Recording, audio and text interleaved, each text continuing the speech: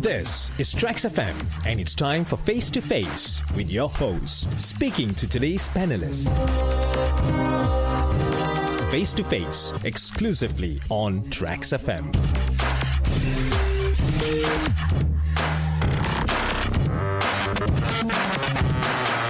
Welcome to this week's edition of Face to Face, dated January the 13th, 2022. My name is Kong Yu for the segment, and this hour joined by my special guest via the phone lines and also video lines today, which of course refers to our Facebook live feed that we are on now, right? Check us out at Facebook Live at Trax FM Official.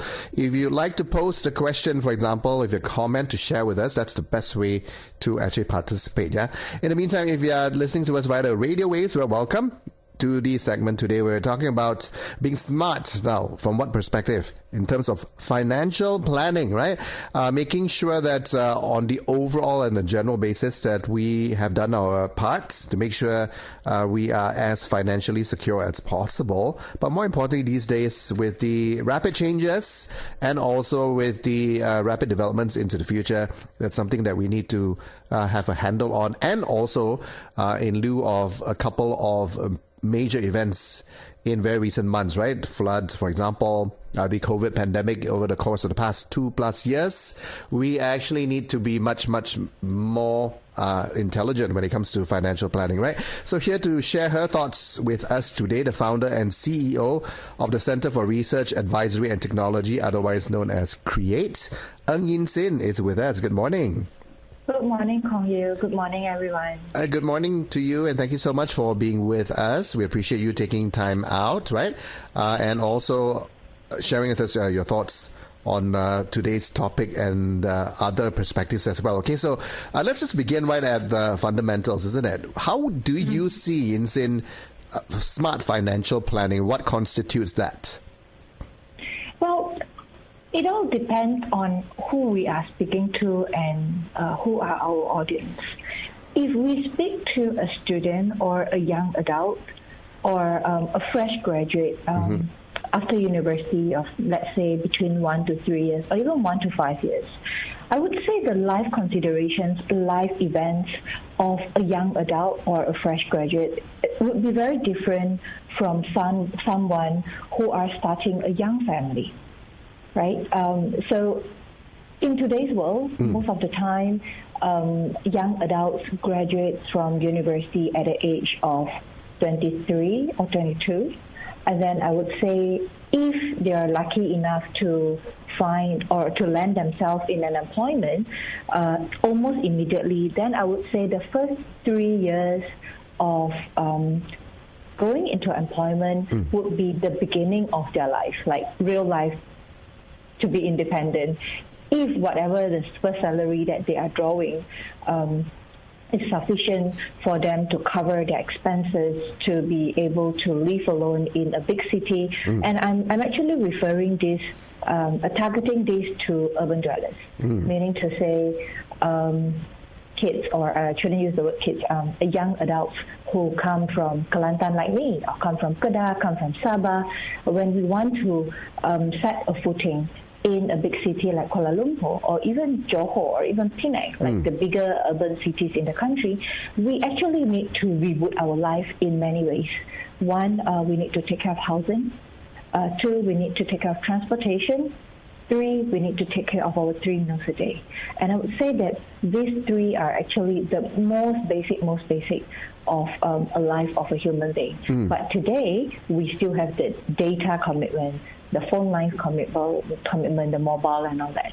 So just to put things into perspective, basic needs like shelter, transportation, food on the table, communication would be bare minimum.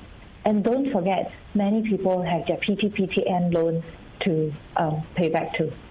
So after deducting all this, how much left we have from the monthly salary, assuming that you're a salary, you work for somebody. Okay. Then you will then need to decide how much do you want to keep aside as savings.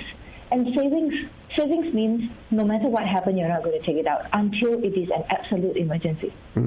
Until you're in a real hardcore emergency time, then there could be a certain percentage of your balance of take-home pay after you deduct all your basic necessities. How much of it do you want to put into investment? And then there will be two kinds of investment. One would be a direct investment, whereby you pay for something, you invest into something, and then you get a very quick payback. Then you immediately will see your return of investment. So that's a direct one that we see. The other one would be a passive investment. For example, you get yourself into, just for example, perhaps not so much for the 25 years old. For example, you put down you take out a housing loan. You begin to buy a very small unit, thinking that after the property, it could be very, very tiny. After the property belongs to you and it's ready, then you can rent it out. Then that becomes your passive income later. So that's also a kind of investment. But for the younger people, like especially the below 35 even or below 30, purchasing their first property or their first home could be a form of savings. Why I'm not using the word investment when you go into property for younger people? Simply because most of the time, when you put down your first payment to purchase a property, and then after you deduct your monthly installment, you may not have extra cash to rent a place to stay. Right. So what you are paying to the bank is, yes, you are paying into your property investment. At the same time, you are also staying in that property. So you can also treat that as an investment / savings. So that is like a form of forced saving for you to put aside a certain amount of money every month. One is to pay for your rent, but actually the property belongs to you. But in the long run, if you manage to have a second property or whatever changes in life that you have, then that particular property can be rented out and it becomes your passive income. So you kind of pass it on, yet you've also put your own money to good use. It becomes able to provide housing for you. Yeah. Yes, all these are very basic Right. Financial management. I'm not even talking about the risk-taking financial management, smart financing, because when it comes to risk-taking, everyone has their risk appetite. If somebody think that now the share market is very bad, the macroeconomics is bad, so then the share market is low, so it's time for you to enter the share market. So you put a large sum of money into, for example, one particular stock that you think should worth a certain value, but it's now being undervalued because of all the reasons. Then yes, you can do it, but of course it is a risk-taking exercise, because in the share market you never know, because you are not the one calling the shot, you are not the one controlling the market. You may not have, lack of a better word, a more intimate information about that particular counter that you're going to invest in. So those things will then constitute to your decision making. How are you going to invest in the stock market? Should you think that investing in stock market brings you faster and higher returns compared to the very sad fixed deposit that the bank is offering today? Then, however, there's so many options. Yeah. So from that perspective, other than this perspective, right, Yeen? So what are the other options you would say should be considered in making sure that one has stable finances in the future, especially for the future? Yeah. Well, again, it depending on who we are talking to, right? Yeah, let's move up the demographic. Yeah, let's move up. 35 years old? Yes. We do the 35 to 40 years old? Up to maybe 45 or 50, yeah. Okay, 45 to 50, most of the time, people are at the peak of their career. Okay, most of the time when you are at the peak of the career, it would also mean that you are drawing the highest salary possible of your ability in your life. Okay, let's say in your 40s or 50s. And then, but at the same time, it may also be the time where you have the most commitment of your life. Yep. Because if you have started a family at the age of 30, when you are 45, your child would have been 15 years old, getting ready to university. So how have you, in the last 15 years, prepared for their education funds? And of course, I'm targeting this to Asian parents, like our community. Asian parents who most of the time will consider paying for their child's education if they can afford to. But of course, there are also many instances that a couple may have more than one child. They may have like 5, they may have 4. Then for them to fork out the entire education expenses for all the children may be a very tall ask for that couple. So therefore, there are also many families and many students who have taken out the PTPTN loan route to take a study loan, and they further their studies, and then when they graduated, then they will start paying for the next 20 years. So all these are options, and I would say family decisions, right, for an individual. But I would say for adults at the age of 30-something to even 50, there are a lot of ways that you can invest. Of course, when you are more mature in the market, when you know more things, you know more people, you also have better confidence and better analytical skills, I would say, and maybe you know how to understand financial papers. So then that may make investment in the share market more viable and more logical. I would say that. So that's one. You may be flipping properties if you have loads of money. But of course, over the last 8 to 10 years, the government have actually introduced the RPGT. So that makes the speculators for properties not as lucrative, because if you were to sell your properties within 5 years of purchasing it, then the RPGT that you need to pay to the government may not make sense of that, may not make that investment very viable or profitable. So therefore, you will see actually there were less speculators in the property market. So there's like less bubble, and the market become less hot because less people would buy and flip, compared to the previous maybe 15 years ago. Okay. So that's one option. Okay. For people, yeah. Yep. Okay. What is your opinion overall, right? Because, the key topic being smart financial planning, especially for the future, right? So this whole context of this, should people have, typically, of course, we talk about the standard employee.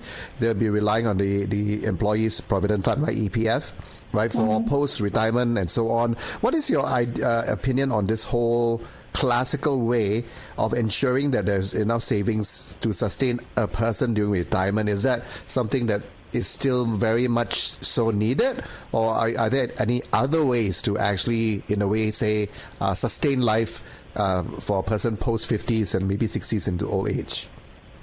I would say from a personal perspective, from my own personal point of view, I still believe in savings.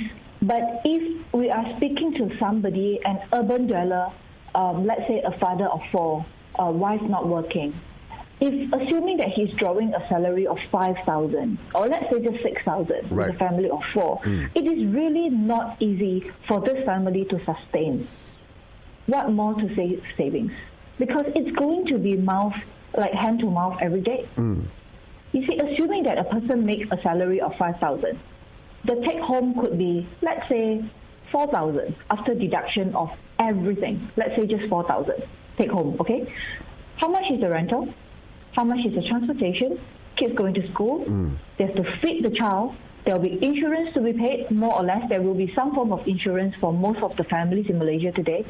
There may be more PTPTN loans to pay off from the past for that particular couple themselves.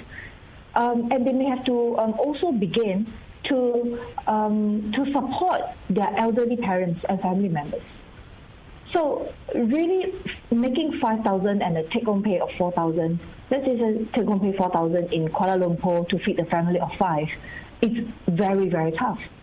So when we speak to families who are in that bracket, it is very hard to talk to them about smart financing, and it's not fair, I think, to say that, you should manage your finances smarter. I think it's just not fair, because when they are struggling to make ends meet every month, what is savings to them? What is investment to them?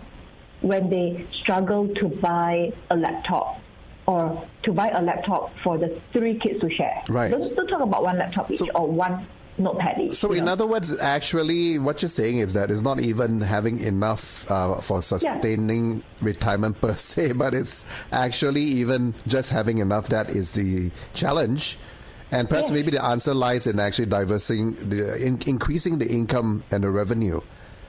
Correct. Right? Increasing income revenue is one thing.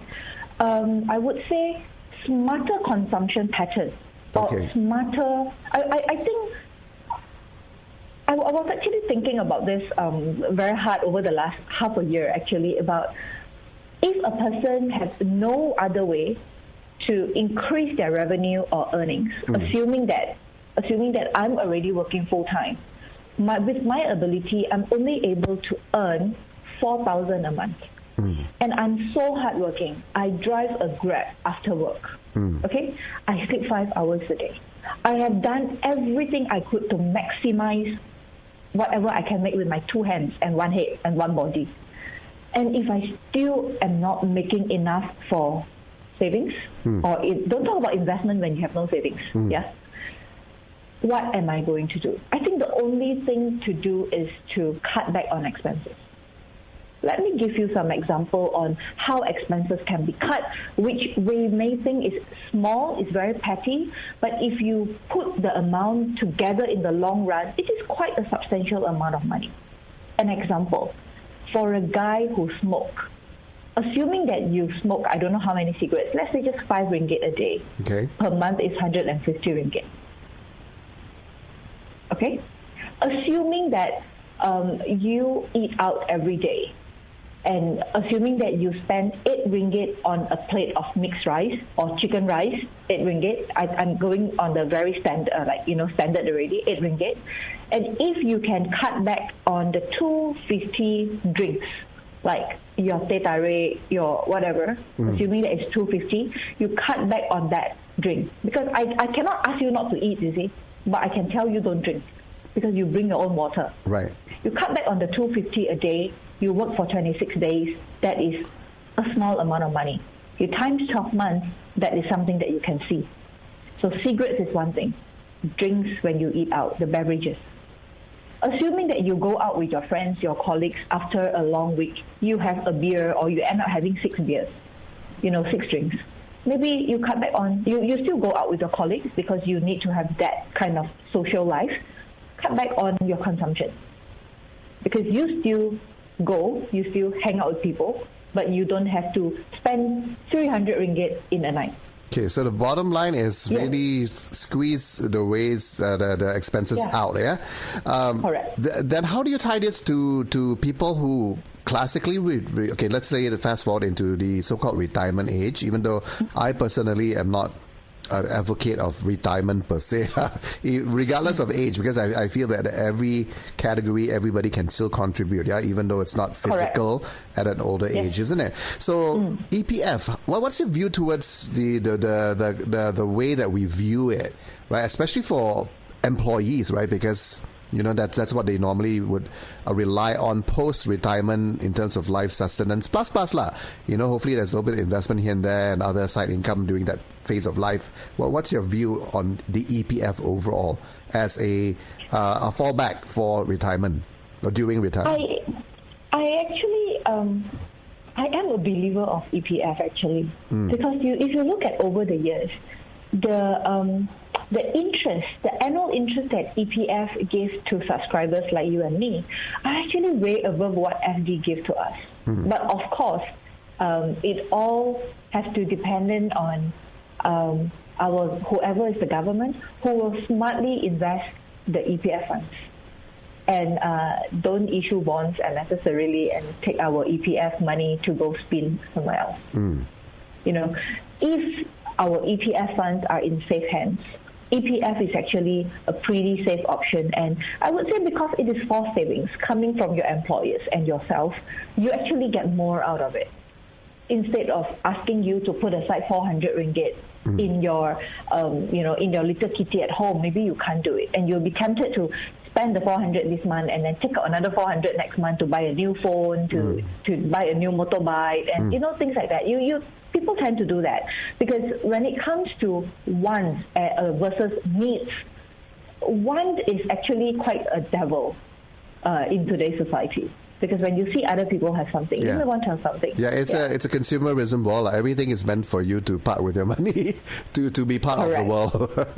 Yes, ironically to part with your money to be part of the world. Yeah, correct. I like that. Yeah. Okay, well, interesting thought. We're going to go for a very short break, Yeen. Right, and then when we come back, your thoughts on using, of course, retirement funds for other reasons other than retirement, and so on. When we proceed with Face to Face after this very short breaker, make sure you keep it locked right here on Tracks. Face to Face will be back right after this. Stay tuned to know more about today's topic exclusively on Tracks FM. Have a stroll down the Teluk Kemang beach and delight in the botanical treasure of Tanjung Tuan. Port Dickson, Negeri Sembilan, 101.3 Tracks FM. Welcome back to today's edition of Face to Face, 13th January 2022.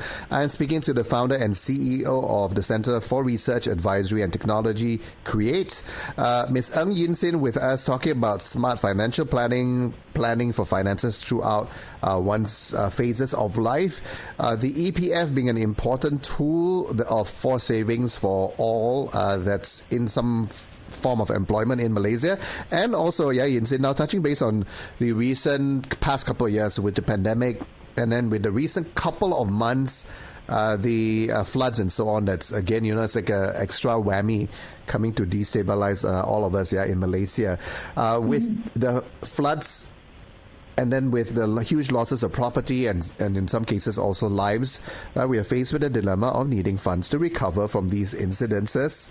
And with the need also, as you were saying, the adequate funds for one's retirement. Okay, what's your thoughts on this overall? Because, there's been the ways that people could have tapped into their EPF savings, for the alleviation of our challenges in the past 2+ years. I would say it's not only double whammy, it's triple whammy. Really. And I feel very sorry for the flood victims because really when your house is flooded, a lot of things have to go. Yeah. Your sofa, your TV, your fridge, your washing machine, a lot of things. And you believe it or not, yesterday my washing machine died on me. And the model that I've been using has been discontinued since 2 years ago. And of course, I didn't know, right? Yeah. Because I was happily using it. Suddenly, it died on me. There's no more spare parts. It was a mess. And then I realized that I have to buy a washing machine. And suddenly, seriously, no reason, I have to spend a couple of thousand. Right. And I was, of course, very upset. Yeah, this is just one piece of equipment. Yeah. Correct. And I was jumping up and down, cursing the brand, and then I quickly ran to the shops. And guess what? Sorry, miss, no stock until after Chinese New Year. Yes. And then, so what does it tell you? First, of course, the disruption of COVID, logistics disruption, supply chain disruption because of COVID, increase of pricing is another one by a lot of brands recently because of logistic costs that have increased over the last 2 years. Shipping and all that have increased tremendously. So that actually, the cost of logistics actually being transferred to the end user, to the retail price. So everything has, the price for almost everything has gone up. For electricals, at least that was something that I encountered yesterday. And then, most importantly, is there's no stock. Because they said, because lesser products coming into the country, and because of the flood, everybody is buying up everything. Yep. Yeah. So imagine the amount of people being affected due to the flood, causing a shortage of washing machine and fridges in the market. So all these are money. Who has so much money to buy 3 new appliances at the same time? At least 3, right? If your house has been flooded. So there's no answer to this. Yes, you can take out some of your EPF money to procure, but let me say this: for people or for families who have to unfortunately withdraw their EPF funds to buy electrical appliances. We don't talk too far about somebody getting married, somebody want to buy a new house. We talk about appliances. Yep. That would mean that they don't have cash in hand. That would mean that they do not have savings in hand that they can liquidate at any time. And how do you want to go and tell such families who are struggling to replace a washing machine or to replace a fridge in their kitchen, and we tell them you need to be investing your money, you need to be saving harder, you need to take up smart financing courses? You cannot tell them things like that because they are already struggling to live. Right, and it's not applicable at that particular point in time because of the emergencies, that have propped up. Yes. Okay, but again, for families like that, the amount of money they have in the EPF is also very little. I mean, very little, maybe like just not more than 10,000 in the entire account. Okay, so what is the way out of this situation as you've described, Yeen? That's the key. Way forward, Depending on which hat I decide to put on, there are two hats that I can put on. If I want to be a politician, I will say something that you like to listen and you will feel good. I will say, withdraw first, I will take care of you later. Withdraw first, government will think of a way to help you later. That's when I wear a politician hat, because I need to say things to make you feel good. But if I am the finance minister, taking a perspective as an economist and a financier or a banker, I will say, no, you cannot touch your EPF money. That is life-saving money. Cannot touch, irregardless. But you don't like to hear that. You will say, you want me to die? Right?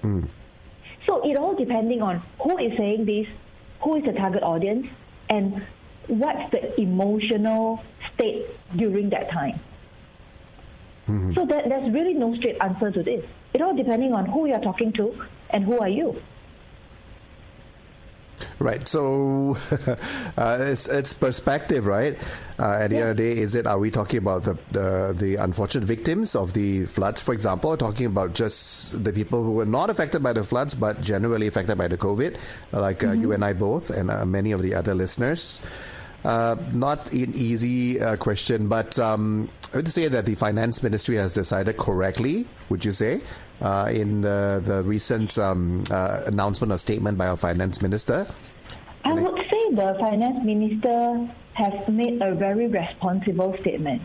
He has made a responsible statement from the perspective of a financier, as a banker, as an economist, although what he said may not be popular. But taking away political consideration of how to make people happy, I think he said the right thing. To objectively speaking, and not taking any sides. Right. I think he is saying the right thing. So that's why earlier I said, depending on who you are and who you are talking to. Yeah. With that, right, assuming the worst case scenario, right, moving into the future, just for theoretical discussion's sake, right, what is going to be the consequence of not having savings for retirement? Now, on the local economical perspective, we've got the aging population going to a certain stage, let's say in 15 years from now, and they realize, we just don't have enough in the EPF. What's going to happen to the economy then? There are a few things that we can consider. For people who frequent Singapore, let me share my experience. I remember seeing 70-year-old uncle and auntie working as cleaners in Changi Airport. I saw that with my own eyes before COVID, of course. And what does that tell you? That would tell you that phenomena actually told me that old folks in Singapore may not have enough savings to sit at home and retire. That's why they are working. They could say they are killing time, they want to do some exercise, so they become cleaners or whatever, but at the end of the day, I believe that they need to continue working to make ends meet. And when somebody doesn't have enough savings to sit at home and retire and do nothing and not be economically productive, that would mean that they need to work. Whether they become part of the cottage industry to pluck chili or to do whatever, I don't know. But at least it would mean that they have to do something to put food on their own table. That is one way out. But what would the so the other side of the coin is that for governments and for younger generation like us would be we have to be prepared for the government to allocate more budget in social services, in public health care, because when a person begins to age, there will be more illnesses. They need more healthcare support. And if they do not have enough savings to go to private medical healthcare, or they do not have insurance, private medical insurance, that would mean that they will then fall back to the public healthcare services. Right. Yeah. So it will be a bill that you and I will be footing over the next 15 years, 15 to 20 years. Yeah. Do you, how likely would you see this? We already have the fact that obviously the lifespan, right, is increasing. Right, from now and into the next 10, 15 years or so. So we've got that definitely with a higher percentage of the aging or the elderly, right? As Malaysia is moving towards an aging population overall. So we know that for sure. How certain are we that, in your perspective, right, from an economic sense, that what you just said basically will be reality, isn't it? In terms of, there will be the economy will be affected. There will be more budgets and expenditure towards actually taking care of the elderly. Correct. And when people get older, if they cannot afford a car, that will mean that they need to rely more on public transport. So public transport, public health care, elderly care, all this will need to be spent more based on annual budget, the things that we talk about every year. So in the past, we not only need to spend a lot more on education, but healthcare is going to be a huge sector that is going to take up, the expenditure budget as well. And in summary, right, because we're fast running out of time, as always with discussions with you, Yeen, what's the best way forward? I think for younger people, if you can save up more and spend less, do so. Okay. Don't think that because you are 25, you have another 40 golden years to make money, because you never know what's going to happen down the line. Your family members may suddenly need your support. You may, if things don't go down well, you may be retrenched suddenly because businesses are closing down. So get ready for all sorts of uncertainties that you may not foresee today. So that's for young people. For the middle-aged people with families to run, try to cut down on expenses. Very simple example. Instead of buying a 2 ringgit nasi lemak for everybody for breakfast and you spend 12 ringgit on nasi lemak bungkus per day, maybe ask your wife to start frying mee hoon. Mee hoon only costs you 250 per packet. With one packet, you can feed the entire family already. So maybe you do things more on your own and less outsourcing by paying for people to do it for you. When you go out to dine, maybe cut down on the beverages order. For guys, of course, this is very gender biased the way I say it, is that for men who smoke, of course, there are also female who smoke. So for smokers, maybe you want to cut down on smoking. It's good for your health, so you spend less in, later years for healthcare. And also, then you can cut back on your cigarette expenditure right now. And then it can contribute to your savings, and it can contribute to buying a new laptop for your son. So things like that. So you really need to be more creative. And of course, I believe that lifestyle changes. You do some changes in your lifestyle, you will be able to squeeze money out of, every little pockets of your life. So in other words, be conservative when it comes to spending, right? Yes, be wise conservative. and wise where you actually spend and so on. Which is, I think, one of the most fundamental things when it comes to human behavior. And you really don't have to buy a new iPhone every 2 years or every year. Absolutely, yeah. Really. For sure. Yeah, you don't have to chase that trend. Yeah. Well, thank you so much for coming on board with us. And just a quick thanks as well to Patricia Lim, Surya Mutu, Sam Peter, as well as James Arthur, Lee Man Hui, right, for your little quick shout-outs on Facebook Live as well. Didn't quite get to your questions. But running out of time now, and a big thanks to Yeen, founder and CEO of Create, for being with us today for the special face-to-face segment. Thank you, Yeen. Thank you so much, Kong Yu. You take care. Have a nice day. Stay safe, yeah? Yes, you too. Yep. Bye. Thank you. Bye-bye. Wrapping up this edition of Face to Face. Up next, brief news updates sharp at noon before heading into the afternoon 2 hours of today's Momentum. Stay tuned. Good morning.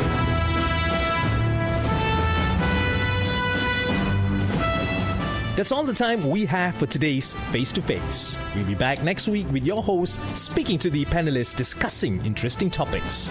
Join us next week, Face to Face, exclusively on Trax FM.